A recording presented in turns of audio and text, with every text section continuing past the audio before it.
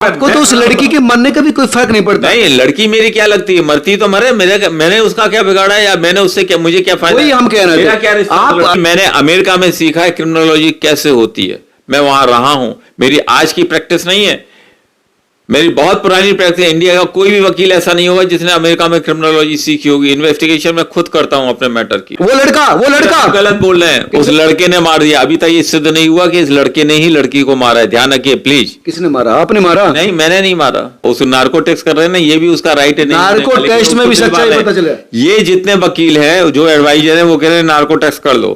क्यों नहीं कर ले? टेस्ट कर, ट्रायल कोर्ट में पानी की तरह बह जाएंगे। मैं ऐसा बहाऊंगा, ऐसी धज्जियां उड़ाऊंगा इन सब की कि भौचक के रह जाएंगे पुलिस वाले भी और सारे पूरी दुनिया।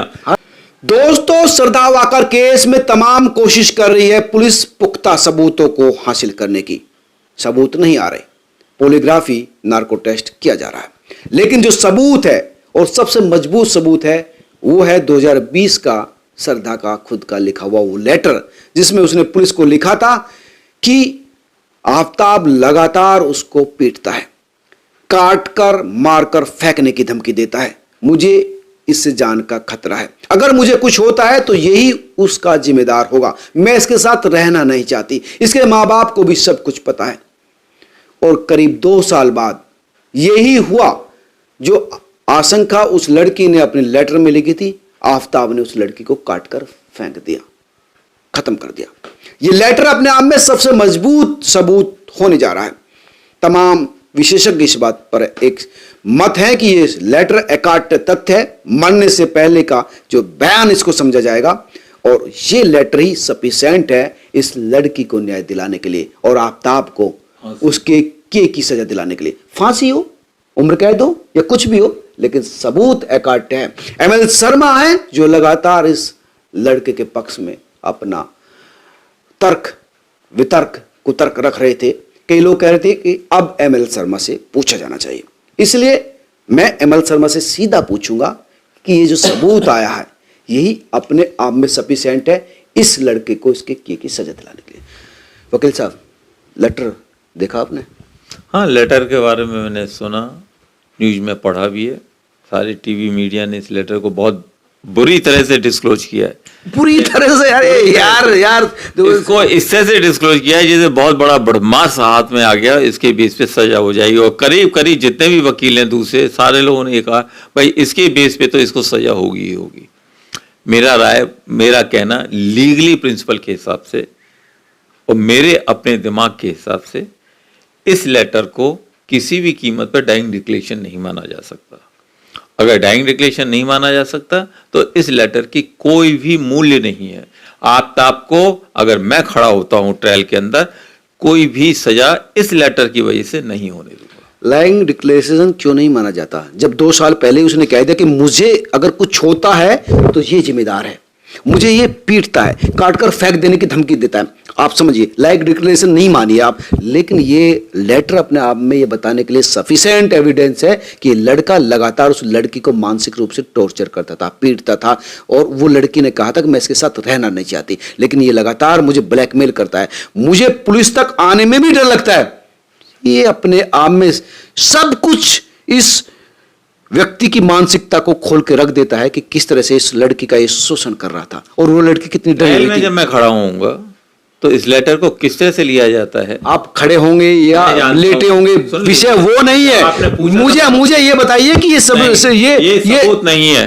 कैसे नहीं है? बिल्कुल सबूत नहीं है। ये प्रिवी काउंसिल की रूलिंग है। According to my mind, according to way of my cross examination, मैं स्टेब्लिश कर दूंगा कि इस लेटर को। कौन सी रूलिंग है? कौन सी रूलिंग बताइए? प्रिवी काउंसिल की रूलिंग है। कौन सी रूलिंग है ये मैं तुम्हारे वकीलों को बताने के लिए यहाँ नहीं बैठा हूँ। ये मेरा स्किल है, मेरा माइंड है, मेरी वर्किंग है। It is up to me. अगर मैं आता हूं तो हाल फिलहाल के मामले तो लंबे समय से मैं भी देख रहा हूं, ऐसा तो कोई केस में सामने नहीं आया कि कोई लड़की इस तरह से मर्डर हो गई हो और उसने कोई इस तरह का लेटर लिया हो और कोर्ट ने उसको कंसीडर ना किया हो। आपको क्या पता, हजारों केस हो चुके हैं वर्ल्ड में, किस जगह कहां। वर्ल्ड की नहीं, इंडिया की बात कर रहा हूं। इंडिया के अंदर भी न्याय चलता है, एविडेंस चलता है। एविडेंस एक्ट हमारा 100 साल पुराना है। जो प्रिवी काउंसिल में हुआ है, जो अमेरिका में जो रूलिंग चलती है, लॉ चलता है, ये सारे लॉ, क्रिमिनल लॉ, आप अमेरिका का रूल यहाँ इंडिया में चलाएंगे? क्रिमिनल लॉ वहां का यहाँ भी चलेगा। Criminal law, criminology is the same one, criminology is not different in the whole world, everywhere is the same. और भैया मुझे ये बताइए, यहाँ की मुझे आप उस रूलिंग को बताइए। सुप्रीम कोर्ट भी बाहर के रूलिंगों को एडमिट करती है, एक्सेप्ट करती है क्रिमिनोलॉजी के हिसाब से, और उसके हिसाब से जजमेंट देती है। अगर ये है तो जो लॉ, जो रूलिंग मेरे पास है, उसके हिसाब से इस लेटर की कोई वैल्यू नहीं। कौन सी रूलिंग है आपके पास? ये मैं नहीं बताऊंगा। मैं क्यों बताऊं? मैं तो आपके तर्क हम स्वीकार नहीं मत करेंगे। करो स्वीकार, मैं तो साफ कह रहा हूं, मैं अपना कंसर्न कह रहा हूं, मैं ये नहीं कह रहा आप मेरे तर्क को स्वीकार करो।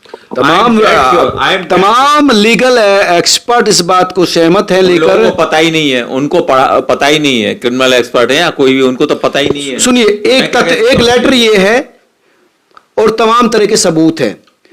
उसका कन्फेशन है पुलिस कस्टडी में सही, लेकिन ऑनलाइन जो वर्चुअल उसका प्रेजेंस हुई थी, पेशी हुई थी, उसमें भी उसने माना कि हाँ मैंने मारा। मेरा कहना है ये सारे के सारे एविडेंस जिसको पुलिस कह रही है, आप लोग कह रहे हैं, सारे ट्रायल कोर्ट में पानी की तरह बह जाएंगे। मैं ऐसा बहाऊंगा, ऐसी धज्जियां उड़ाऊंगा इन सब की कि भौचक के रह जाएंगे पुलिस वाले भी और सारे पूरी दुनिया। हर वक्त हर किसी भी तरह से सजा दिला देंगे किसी को तरह। इस लड़के ने उस लड़की का कत्ल कर दिया, वो लड़की जो इसके भरोसे पर आई थी। आप कह रहे किसी को भी आपके सामने कत्ल किया है, आपके सामने कत्ल किया, उस लड़के ने स्वीकार किया है। उस लड़के क्यों नहीं कर ले? नहीं, आप जैसा सातिर वकील होना चाहिए था, हाँ होना चाहिए। सच्चाई छुपी रहे। सच्चाई क्या होती है आपको क्या पता? सच्चाई तो सच होता है। सच्चाई जो सच होती है, अब नार्को पॉलीग्राफी टेस्ट होगा तो वो खुद बोलेगा। ऐसे नए एविडेंस बनाए जा रहे हैं जिससे कि इसको सजा हो। बनाइए आप, जितना बनाया जाए, लेकिन अगर मैं आ गया ना कहीं, ध्यान रखिए, धज्जी उड़ा दूंगा इन एविडेंसों की। मैं कह रहा हूं नार्को टेस्ट में दिक्कत क्या है? पॉलीग्राफी टेस्ट में दिक्कत क्या है? बिल्कुल दिक्कत है, नहीं कराता मैं, नहीं कराता, ताकि वो सच छुपा रहे। सुप्रीम कोर्ट की रूलिंग है, बिना एक्यूज की मर्जी के, बिना उसकी कंसर्न के आप कोई भी नार्कोटिक और पॉली टेस्ट नहीं करा सकते। तो उसकी तो मर्जी है, उसकी मर्जी। उसको बताया गया ये टैक्स में कुछ भी नहीं आएगा, तुम टैक्स दे दो और तुम बच जाओगे। उसको बेवकूफ बनाया जा रहा है। ये जितने दूसरे वकील साथ चिपक गए ना, लीगल एड का और दूसरे कौन कौन से, वो सब बेवकूफ बना रहे हैं इसको फांसी दिलवा देंगे वो ये लोग। वो लड़का बड़ा बेवकूफ है, बड़ा सीधा लड़का है वो। जिस लड़के ने 6 महीने पहले एक लड़की को मार दिया, उसके 35 टुकड़े करके फ्रिज में रखा, वो लड़का गलत बोल रहे हैं। उस लड़के ने मार दिया, अभी तक ये सिद्ध नहीं हुआ कि इस लड़के ने ही लड़की को मारा है। ध्यान रखिए प्लीज। किसने मारा? आपने मारा? नहीं, मैंने नहीं मारा। ये तो पुलिस। ये कैसे कह सकते हैं कि उसने नहीं मारा? ये पुलिस बताएगी। तो पुलिस बता रही है ना। पुलिस नहीं बता रही, ये ट्रायल में प्रूव करना पड़ेगा और मैं धज्जियां उड़ा दूंगा इनके एविडेंस के ट्रायल के। अरे पहले बात तो सुन लीजिए, धज्जी उड़ाने से पहले अपना तर्क तो उत्तर तो दिया। मैं आपको क्यों बताऊं? वो लड़का उसके खिलाफ जो एविडेंस है, वो लड़के खिलाफ में जितने आज तक एविडेंस है, इन एविडेंस की मेरे हिसाब से कोई लीगल वैल्यू नहीं है। आप वहां चांद पर रहते हैं वकील साहब, धरती पर रहते हैं ना, भारत का कानून मानते हैं ना। मैं 3rd फ्लोर में रहता हूं, मैं वर्ल्ड का कानून मानता हूं, लॉ मानता हूं, लॉ के अंदर जो क्रिमिनोलॉजी है उसको मानता हूं। मैंने अमेरिका में सीखा है क्रिमिनोलॉजी कैसे होती है, मैं वहां रहा हूं। मेरी आज की प्रैक्टिस नहीं है, मेरी बहुत पुरानी प्रैक्टिस है। इंडिया का कोई भी वकील ऐसा नहीं होगा जिसने अमेरिका में क्रिमिनोलॉजी सीखी होगी। इन्वेस्टिगेशन मैं खुद करता हूं अपने मैटर की, माइन्यूटली ढूंढ के निकालता हूं। जो अमेरिका में लड़ेंगे जो मतलब कैसे कि इंडिया में लड़ेंगे? नो, लेटेस्ट एविडेंस को कैसे तोड़ा, कैसे निकाला जाता है, खोज करके सच्चाई कैसे सामने आती है, इसके लिए क्रिमिनोलॉजी तो डीएनए रिपोर्ट से सामने आएंगे। नहीं, डीएनए रिपोर्ट से सामने आएंगे, ब्लड सैंपल वहां से मिल गए हैं, वो सारे सबूत मिल रहे हैं, जबड़ा मिल रहा है, हड्डियां मिल रही हैं, हड्डियों पर निशान मिल रहे हैं तेज धार के।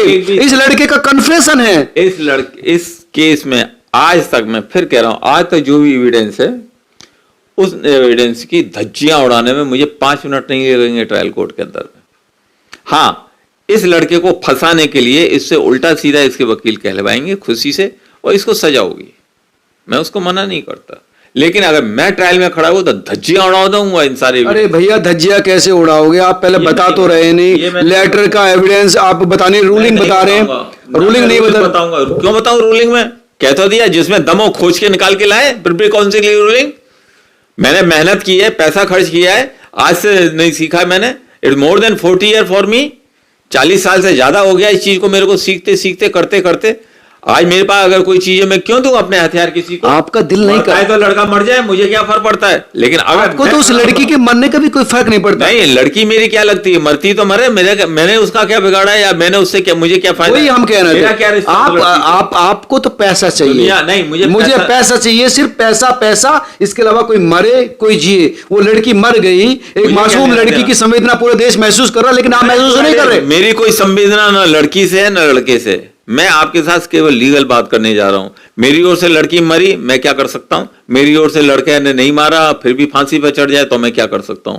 नहीं नहीं, लेकिन ये यदि बात आपने तो आपको सबके किसी ने सामने- बताई? सुन, आपको ये बात किसने बताई कि लड़के ने नहीं मारी? ये बात किसी ने बताई आपको? मैं महसूस करता हूं, बात खत्म। आपके महसूस करने से चीजें नहीं बदलती। इसको मैं प्रूव करूंगा ट्रायल में, अगर मैं खड़ा होता हूं तो। नहीं, आप सुनिए, मैं आपको पूरी दुनिया, ट्रायल ये पुलिस ये कह रही है, वो लड़का कॉन्फ्रेंस कह रहा है। फैक्ट, आप मुझसे मेरे ट्रायल का माइंड पूछना चाहते हैं, जानना चाहते हैं, पूरी दुनिया को बताना चाहते हैं, दैट इज नॉट पॉसिबल। नहीं, ये आपका अपना नजरिया, आउटलुक है कि मैं आपके अंदर की जो लीगल सच्चाई आप जानना चाहते हैं, मैं कैसे करूंगा? मैं नहीं बताऊंगा। लेकिन फिर मैं कह रहा हूं, ये जितने सबूत हैं कोर्ट में 5 मिनट में नहीं ठहर पाएंगे, धज्जियां उड़ जाएंगी। वो लड़की लिखती है और उसको मार दिया जाता है। वो लड़की 35 टुकड़े के बाद फ्रिज में रहती है। वो लड़का नई नई लड़कियों को अपने घर पर लाता है। वो तो एविडेंस है। वो 25 लड़कियों के साथ संपर्क में था। 100 लड़कियों के साथ संपर्क में, मैं क्या कर सकता हूं? तो उसके लिए तो यूज एंड थ्रो थी ना एक लड़की, होगी, मुझे क्या पता? जिसको आप बता रहे हैं कि वो निर्दोष है। मैं तो इतना जानता हूं, जो लड़का, भाई ये तो एविडेंस, ये एविडेंस है ना, वो ऐप पर 25 लड़कियों के साथ था, तो इसका मतलब उसे उस पर लड़की के प्रति कोई समर्पण तो था नहीं, कोई प्यार तो था नहीं। उसने उस लड़की को यूज किया और दिल भर गया तो उसको मार दिया। आप कुछ भी कहिए, मैं सिर्फ एक बात कह रहा हूं, शुरू से कह रहा हूं, जो एविडेंस पुलिस के पास में है, उनमें केवल 2 एविडेंस ऐसे हैं जिससे इस लड़के को फांसी हो जाएगी। वो एविडेंस बताइए। नहीं भाई, ये तो वही बात होगी ना कि नहीं, मुझे पता है मेरे पास 10 लाख रुपए रखे हैं, लेकिन मैं नहीं निकालूंगा, मैं नहीं निकालूंगा। क्यों निकालूं मैं? वही मैं कह रहा हूँ, किस लिए निकालूं मैं? जिसके पास होता है वो निकाल कर दिखाता है। नहीं नहीं, मैं इतना बेवकूफ मत समझिए कि आपके उकसाने पे मैं अपना ट्रायल माइंड दे दूंगा किसी को। दोस्तों, मेरे हिसाब से आज तक एडवोकेट एमएल शर्मा कुछ भी कहे, कोई भी तर्क रखे, क्या इनकी मंशा है ये जाने, लेकिन ये तथ्य, ये लेटर, ये अपने आप में सफिशिएंट है इस लड़के को इसके किए की सजा दिलाने के लिए। अगर सबूत कम रह गए उसके बाद भी अब इस लड़के को उसकी सजा जरूर मिलेगी। आप क्या सोचते हैं, जरूर मुझे बताना। क्यों सजा मिलेगी? क्योंकि इसने अब इनके लिए झूठे एविडेंस बनाए जाएंगे। कहां से बनाए जाएंगे? वो बनाएगी। लेटर पुलिस ने लिखा, लड़के वो लेटर पुलिस ने लिखा, लेटर के लिए बोल दिया ना मैंने, उसके वो दिल्ली पुलिस के साथ मुंबई पुलिस मिली हुई है। एविडेंस वैल्यू नहीं है, लेकिन इसको सजा दिलाने के लिए हो सकता है अब नए एविडेंस तैयार किए जाएं। ये कानून से चलता है देश, अंधेर गर्दी ने चलता देश, अंधेर गर्दी कानून से नहीं चलता। किससे निर्भया चलता? कांड में मैं देख चुका हूं, ये देश कानून से नहीं चलता। जहां कॉन्स्टिट्यूशन की आर्टिकल को, फंडामेंटल राइट को जूते मार के फेंक दिया। दोस्तों, आप क्या सोचते हैं, जरूर मुझे कमेंट करके बताना। नमस्कार।